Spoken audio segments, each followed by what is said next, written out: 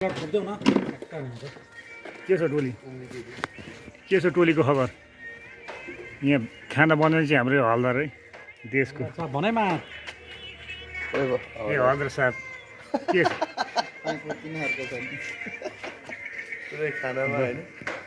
टोली के छ टोली हाम्रो एकदम अहिले चलिरहेको जिन्दगीमा भान्से हो जिन्दगी बन्दैछ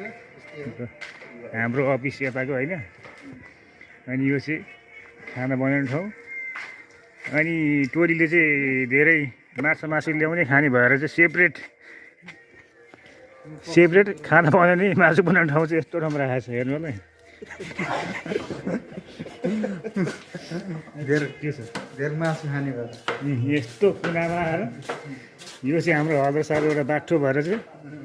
बनाएर यहाँ कोही नआउने भएर यस्तो ठाउँमा रहेछ पुरा पाकिरहेछ आगो मान्छे पनि चाहिँदैन त्यहाँ बाहिर